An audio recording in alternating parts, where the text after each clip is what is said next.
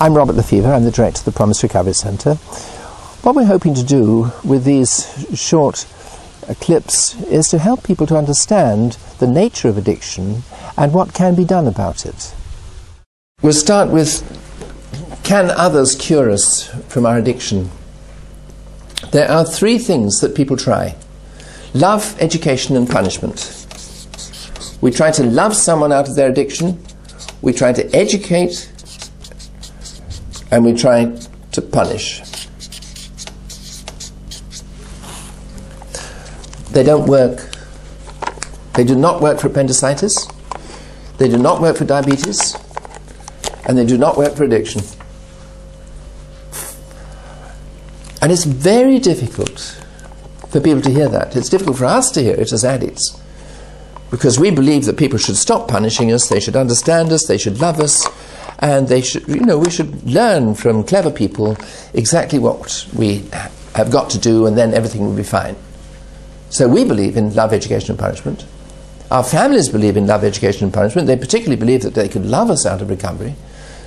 And we tell them, yes, you could. You could love me a darn sight better than you do. You could give me more understanding, more money, more this, more that. If you really loved me, I wouldn't be an addict. The government believes it. They believe in particular in education. They give around pamphlets. And, this is addiction, and this is what you need to do. As if we were stupid, as if we didn't know that for ourselves. They're teaching us what we already know. This is the John Cleese approach to therapy. It's the bleeding obvious. Of course we know what's addictive. That's why we take it. What we don't know is how to stop it and stay stopped. So there's a lot of punishment in addiction as well. People finish up in prison as a result of doing criminal acts because of their addiction. And I'm not saying that they shouldn't. I do believe that people should be given the consequences of their behaviour. But I am concerned that 80% of the prison population have addiction problems. And there are no significant addiction treatment programs in prisons. Now that's crazy. Yeah. If we've got the people there because of the consequences, and we know that 60% of criminals will be recidivists, they'll go back again and again and again, surely the best treatment program would be one that's in the prison. Now I would like to see things done before people ever get to prison. I'd like to see things done with young children so that we can identify those who have an addictive tendency and help them so that they never have to go to prison. But I think if people do go to prison, we simply must try to help them when they're there. So love, education and punishment doesn't work. All the things that we try to do simply don't work for addiction. As I say, they don't work for appendix, they don't work for diabetes. We just have to recognize that this doesn't go down that route. It goes down a route entirely of its own. So I'll put up the three things that do work.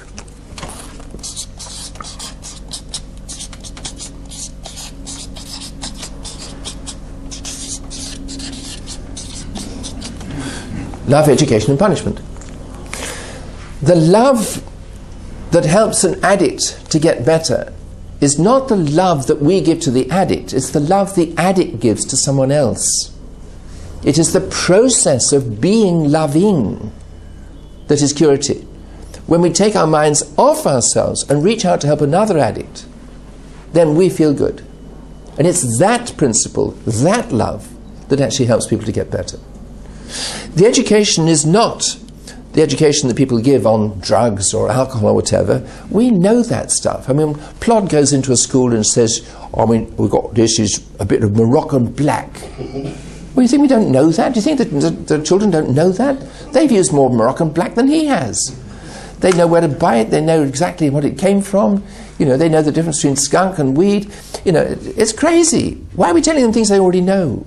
Why are we telling them the things about the content, the alcohol content in particular drinks? They know that.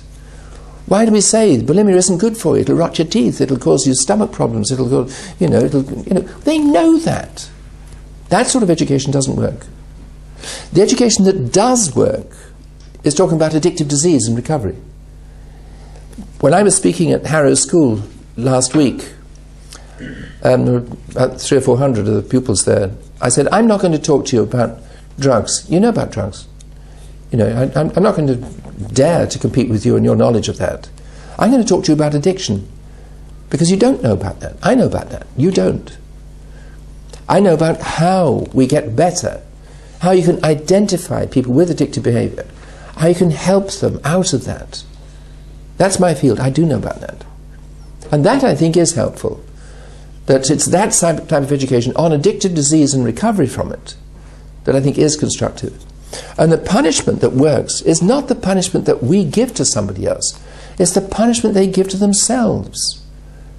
It's when they say, I just don't want to be like this anymore. That's the punishment. And what happens? The chap's on the floor, so we tread on him. You know, that is not the right way of doing it. You don't need to humiliate someone who's already in despair. The suicide rate of people with addictive disease is immense. The Samaritans reckon that 30% of all suicides are in alcoholics alone. It's also been estimated that 95% of all suicides are in people with addictions of one kind or another. This is the inner emptiness, the despair that addicts feel. The last thing they need is punishment. They need love, encouragement, support, you know, from other addicts. That's what works. Don't punish addicts. Give them the consequences of their behavior. That's fair enough.